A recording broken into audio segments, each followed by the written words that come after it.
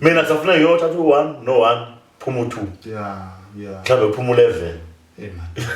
yabo angazi ukuthi ufuna ngenze njani ngoba manje lento angiyifundelanga ngifundile angiyifundelanga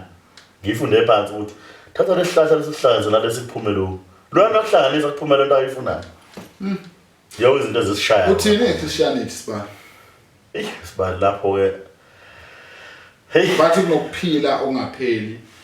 kumele sinake owasezulwini owasemhlabeni into ezingekho kodwa bona basibhoma lebabhomana mina sibalo umuntu okholelwa kakhulu esintwini ngikholelwa kakhulu mnedlozeni ngoba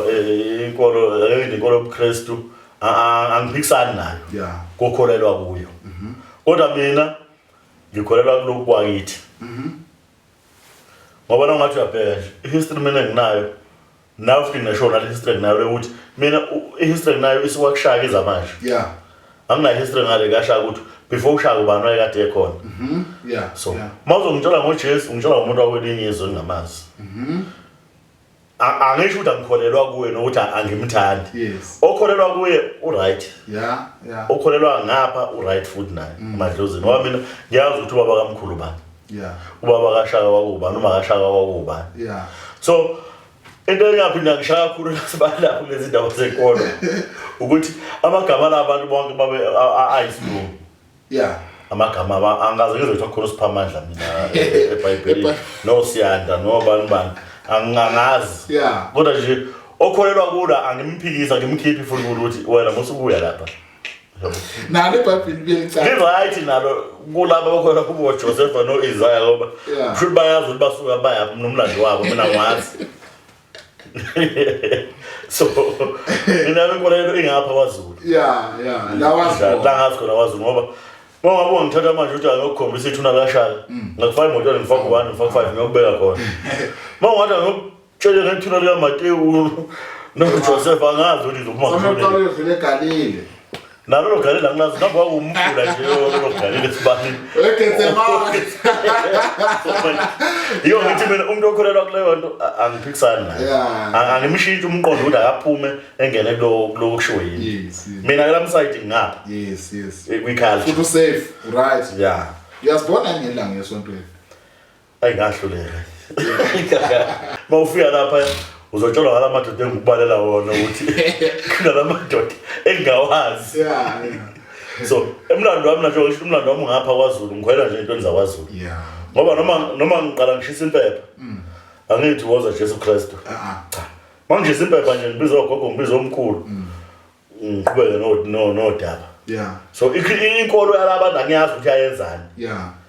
yabona nje manje ngicanga ukuthi ehambe yohlangana kodwa ngo12 noma ngo1 enze usiko lwabo so ngeke ngiye usiko lakithi ngiyoza usiko lamandiya mina ngingarazi ukuthi uGandhi wayo ubani noGandhi